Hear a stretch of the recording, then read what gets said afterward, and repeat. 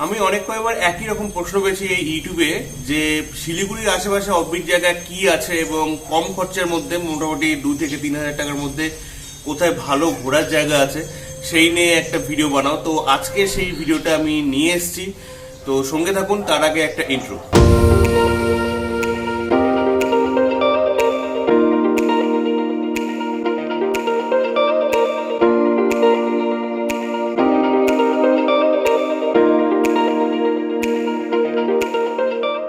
Hello friends, welcome to my YouTube channel Tridip biker. আমি Tridip. Friends, আজকে যে 5টা জায়গার নাম বলবো সেই 5টা জায়গা হচ্ছে শিলিগুড়ির একদম কাছে।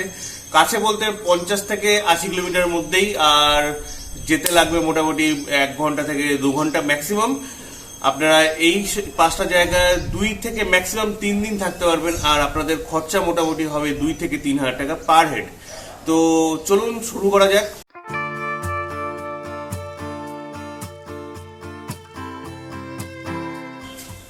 প্রথম যে জায়গাটার নাম আপনাদেরকে বলতে যাবো সেই জায়গাটার নাম হচ্ছে লাথপাঞ্চার। লাথপাঞ্চার জায়গাটা অ্যাকচুয়ালি কোথায়, প্রথমে বলে দিই যে লাথপাঞ্চার জায়গাটা আপনারা কি এক্সপেক্ট করে যাবেন, মানে কেমন ধরনের অ্যাডভেঞ্চার, কেমন ধরনের আপনাদের মাথায় প্ল্যানিং থাকবে। তো লাথপাঞ্চার হচ্ছে এমন একটা জায়গা একদম শিলিগুড়ির কাছে, সেবক থেকে অনলি 7 কিলোমিটার। তো সেবক থেকে শিলিগুড়ি তো জানেন মোটামুটি 25 কিলোমিটার মতন হবে, 25 আর 7 মোটামুটি 35 কিলোমিটারের মধ্যে আপনাদের এই জায়গাটা পেয়ে যাবেন। তো লাথপাঞ্চার হচ্ছে একটা পাহাড়ের উপরে একটা ছোট গ্রাম।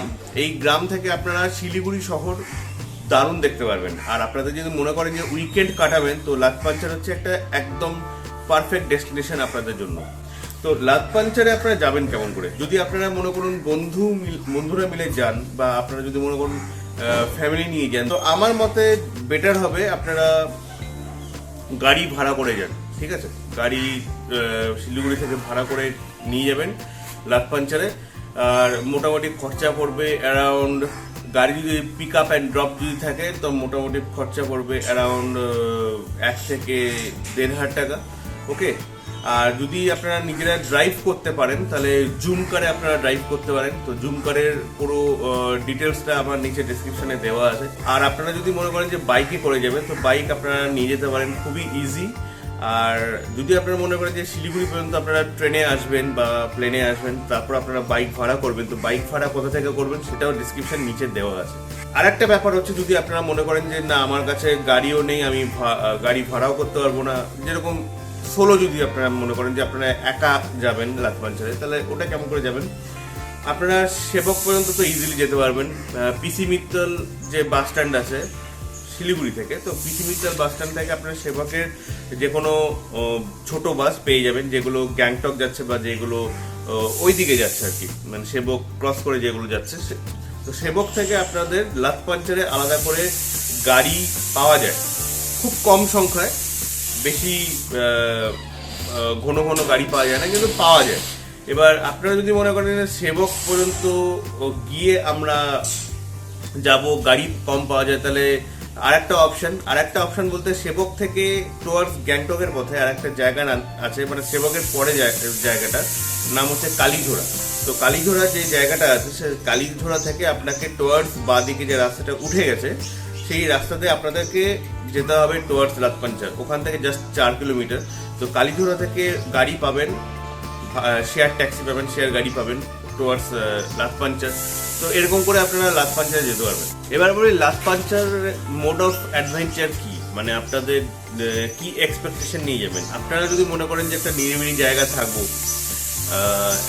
একদম শিলিগুড়ির কাছে জাস্ট উইকেন্ড কাটাবো,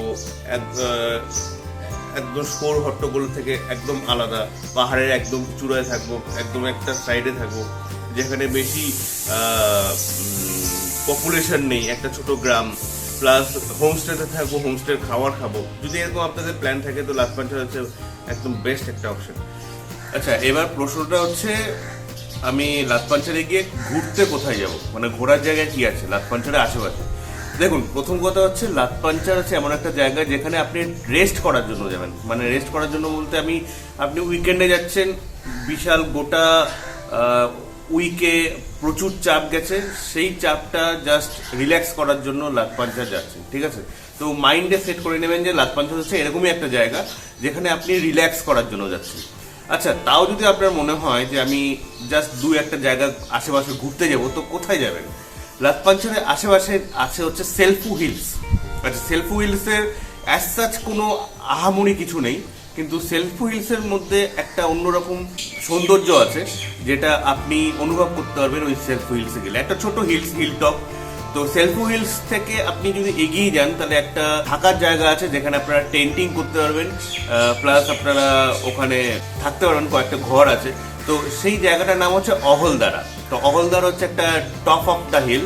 তো অহলদারাতে আপনারা টেন্টিং করতে পারবেন, এবং আমার যে সেকেন্ড যে প্লেসটা আমি আপনাদেরকে বলতে চাইছি সেটা হচ্ছে এই অহলদারা।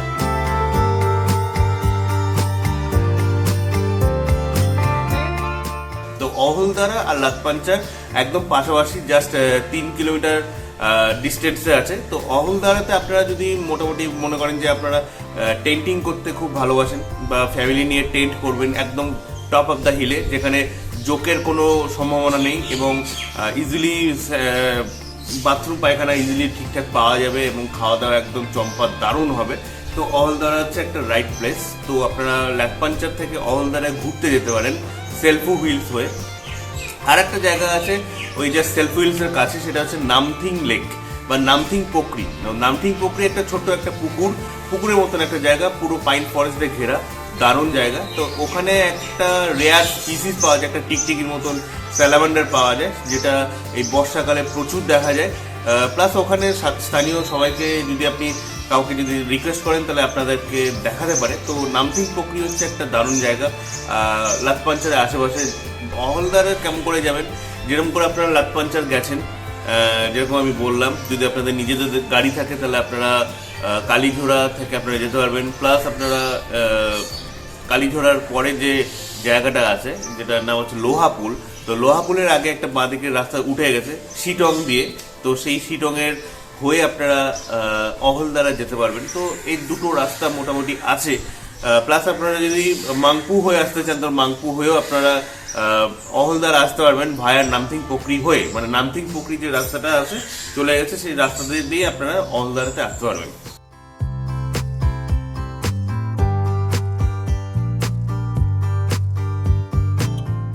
থার্ড যে জায়গাটা আমি আপনাদেরকে বলছি এটাও একটা টেন্টিং এর একটা আদর্শ জায়গা, যেটা শিলিগুড়ি থেকে একদম কাছে, জাস্ট অনলি 55 কিলোমিটার শিলিগুড়ি থেকে। সেই জায়গাটার নাম হচ্ছে তিস্তা ত্রিবেণী। তিস্তা ত্রিবেণী হচ্ছে একটা সঙ্গম পয়েন্ট, যেটা রঙ্গিত নদী এবং তিস্তা নদীর মিলনস্থল। তো ওখানে মেনলি আপনারা পারপাসের জন্য যাবেন। আমি বলবো যে যদি আপনাদের টেন্টিং যদি মাথায় থাকে যে আমরা টেন্টিং করব, ক্যাম্পিং করব, রাত্রিরে ক্যাম্প ফায়ার হবে নদীর পাশে, প্লাস সকালবেলা যদি আপনারা যান, যদি মনে করেন যে তিস্তা বা রঙিন নদীতে আমরা মাছ ধরবো ছিপ নিয়ে, তো এটা হচ্ছে একটা আদর্শ জায়গা। যদি আপনাদের রিভার র্যাফটিং এর জন্য কোনো যদি শখ থাকে তাহলে তিস্তা ত্রিবেণী হচ্ছে একটা আইডিয়াল জায়গা, যেখান থেকে আপনারা রিভার র্যাফটিং করতে পারবেন। তো এইগুলো অ্যাক্টিভিটি আপনারা করতে পারবেন। তো তিস্তা ত্রিবেণীতে যেতে গেলে কেমন করে যাবেন? যদি আপনারা সোলো যান তাহলে আমি বলবো তিস্তা পর্যন্ত তো আপনারা যেতে পারবেন, যে কোনো গ্যাংটকের গাড়িতে আপনারা যেতে পারবেন। তো শিলিগুড়ি থেকে তিস্তা মোটামুটি 55 কিলোমিটার। ওখান থেকে আপনারা নেমে যে নিচে দেখুন অ্যাড্রেসটা দেওয়া আছে তিস্তা ত্রিবেণী। তো তিস্তা ত্রিবেণীর অ্যাড্রেসে আপনারা ওই যে হোটেলে থাকবেন বা হোটেলের আন্ডারে থাকবেন, তো সেই হোটেলে আগে থেকে ফোন করে দেবেন, ওরা চলে আসবে গাড়ি নিয়ে এবং আপনাকে ওই ডেস্টিনেশনে পৌঁছে দেবে। তো মেন তিস্তা বাসস্ট্যান্ড থেকে তিস্তা ত্রিবেণী হচ্ছে 4 কিলোমিটার। এবার ব্যাপারটা হচ্ছে আপনারা টেন্ট কি নিজেরা নিয়ে যাবেন? আমি একটা সাজেশন দেবো যে যদি আপনাদের নিজেদের টেন্ট থাকে তাহলে আপনারা প্লিজ টেন্ট নিয়ে যাবেন না, কারণ ওখানে যে লোকালসরা আছে ওরা মেনলি এই টেন্টিংয়ের উপরে ব্যবসা। তো আপনারা ওনাদের ট্রেন্ড নিন এবং ওনারা পুরো একটা প্যাকেজ সিস্টেমে দেয়। পার হেড যদি আপনারা ধরেন, যদি আপনারা রিভার র্যাফটিংটা যদি বাদ দিই, মানে জাস্ট যদি ফিশিংটা যদি ধরেন, প্লাস টেন্টিং প্লাস ক্যাম্পিং ফায়ার, মানে সব কিছু যদি কাউন্ট করেন তাহলে পার হেড মোটামুটি 2 থেকে 2,500 টাকার মতন খরচা আছে, ঠিক আছে? তো আর যদি রিভার র্যাফটিংটা যদি আপনারা ইনক্লুডেড করেন, যদি রিভার র্যাফটিং যদি আপনারা নেন তাহলে মোটামুটি 3,500 টাকার মতন খরচা আছে, প্লাস খাওয়া দাওয়া, থাকা, টেন্টিং, ক্যাম্পিং সব কিছু নিয়ে।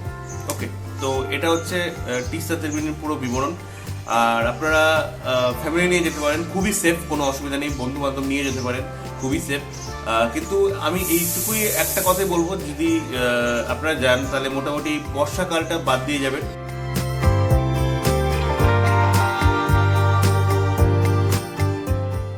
যদি শিলিগুড়ির কাছে আপনাদের ট্রেকিংয়ে কোনো শখ থাকে, যে ট্রেকিং করে যাবেন, একটা অ্যাডভেঞ্চার করবেন, তাহলে ইয়েলবং হচ্ছে একটা আইডিয়াল প্লেসের জায়গা। তো আইডিয়াল প্লেস ইয়েলবং। তো ইয়েলবং এর এই নামটা অনেকে আমরা জানি না, এবং এটার পাবলিসিটি এখনো পর্যন্ত পাইনি, এবং একদম অফবিট জায়গা ইয়েলবং।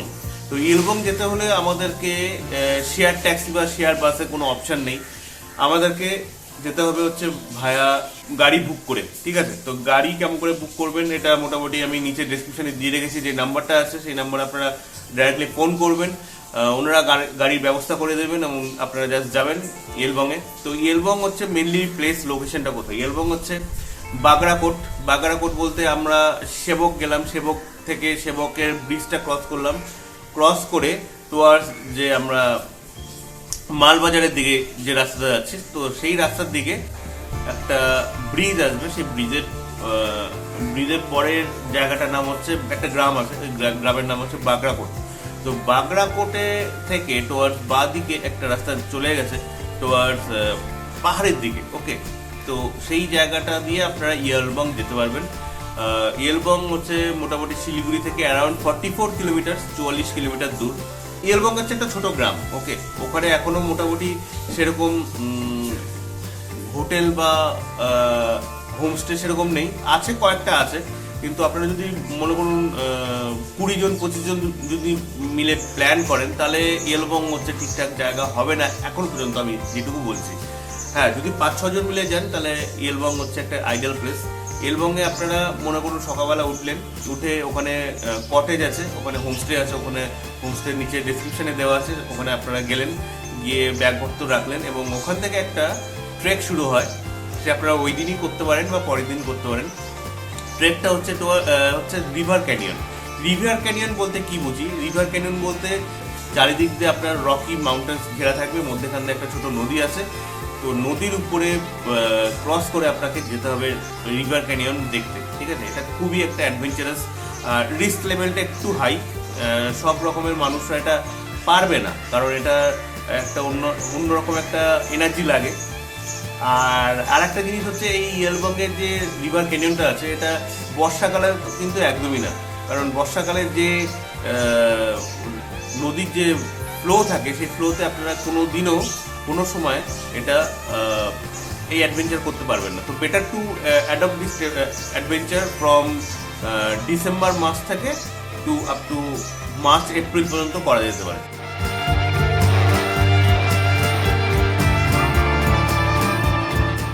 যদি আপনারা জঙ্গল ভালোবাসেন, বন ভালোবাসেন, আর তার সঙ্গে নদী পর্বত সবই যদি ভালোবাসেন, তাহলে আমি বলবো মূর্তি হচ্ছে একটা আইডিয়াল প্লেস, একটা আইডিয়াল জায়গা আপনাদেরকে অফার করবে।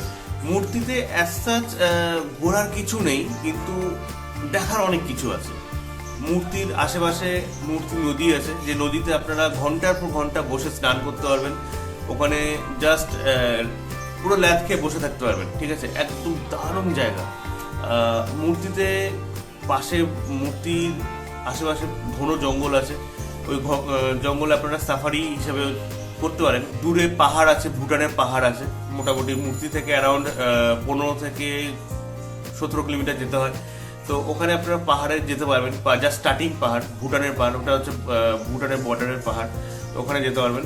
প্লাস আপনারা যদি মনে করেন যে পিকনিক করবেন বা ক্যাম্পিং করবেন, মূর্তি হচ্ছে আইডিয়াল জায়গা। তো মূর্তিতে যেতে গেলে আপনারা কেমন করে যাবেন? মূর্তিতে যেতে গেলে আপনারা শিলিগুড়ি থেকে মূর্তি মোটামুটি 80 কিলোমিটার্স, অ্যারাউন্ড 80 কিলোমিটার্স আপনারা টুয়ার্ডস সেবক দিয়ে আপনারা মালবাজার হয়ে যেতে পারবেন হচ্ছে বাতাবাড়ি পরের হচ্ছে আপনার মূর্তি। তো এই হচ্ছে রুট। প্লাস আপনারা জলপাইগুড়ি দিয়েও যেতে পারবেন মূর্তিতে। ওকে, তো এখানে মূর্তিতে যেতে গেলে আপনারা নিজেদের গাড়ি নিয়েও যেতে পারবেন, প্লাস আপনারা বাসেও যেতে পারবেন, যে সব বাস মালবাজার যাচ্ছে, যেসব বাস চালসা যাচ্ছে, তো চালসা থেকেও আপনারা মূর্তি যেতে পারবেন। তো এটা হচ্ছে মূর্তি কেমন করে যাবেন বলে দিলাম। আর মূর্তিতে থাকার মোটামুটি আপনাদের খরচা পড়বে অ্যারাউন্ড 800 থেকে 900 টাকা থাকা প্লাস খাওয়া নিয়ে। যেটা আমি বলবো মূর্তিতে ম্যাক্সিমাম 3 দিন থাকা যেতেই পারে, একটা উইকেন্ড কাটানো যেতেই পারে, ঠিক আছে। তো মূর্তি দারুণ একটা জায়গা, আপনারা খুব ভালো আনন্দ করতে পারবেন ওখানে। যদি আপনাদের ভাগ্য ভালো থাকে তাহলে ওখানে আপনারা হাতিও দেখতে পারবেন, ওকে। তো দারুণ একটা জায়গা। আর এখনকার দিনে মূর্তিতে প্রচুর টুরিস্টরা যায়, আগে মূর্তিতে সেরকম কেউ যেত না, এখন প্রচুর টুরিস্টরা যায়। তাই জন্য বেস্ট টাইম আমি বলবো মূর্তিতে যাওয়ার টাইম হচ্ছে বর্ষার আগে বা পরে, কারণ বর্ষার আগে পরে বন জঙ্গল সব বন্ধ থাকে এবং টুরিস্টরা অনেক কম যায়। কিন্তু আমার মনে হয় যে সেই সময়টা যাওয়া একটা অন্যরকম প্রাকৃতিক সৌন্দর্য দেখতে পাবেন, আর পুরো গ্রিন গ্রিন ব্যাপারটা থাকে, খুব সুন্দর লাগে। তো ফ্রেন্ডস, এই 5টা জায়গার নাম বললাম, একদম অফবিট জায়গা যেগুলো আপনারা শিলিগুড়ির কাছে ট্রাই করতে পারেন উইকেন্ডে। আর আপনাদের যদি বাজেট থাকে 2 থেকে 3 হাজার টাকা, তাহলে আপনারা ইজিলি ট্রাই করতে পারবেন এই 5টা জায়গাতে। তো আজকের এই 5টা জায়গা নিয়ে আপনাদের যদি কোনো মতামত থাকে, যদি কোনো কমেন্ট থাকে, তাহলে নিশ্চয়ই নিচে কমেন্ট সেকশনে আপনারা কমেন্ট করবেন। আর যদি আরও সেরকম জায়গা থাকে, আমি যদি আমার মনে পড়ে, যদি আপনারা আমাকে জানাবেন, আমি নিজে যাব, নিজে গিয়ে আগে নিজে এক্সপিরিয়েন্সটা গেইন করব, তারপর আপনাদেরকে শেয়ার করব।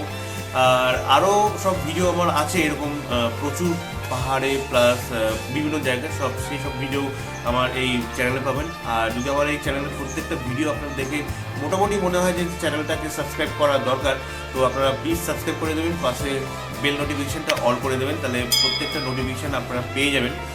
ওয়েল ফ্রেন্ডস, তাহলে আজকে এই পর্যন্তই, আজকে এইটুকুই। পরে ভিডিও নিয়ে আবার আসবো। সবাই ভালো থাকবেন, টেক কেয়ার, বাই বাই।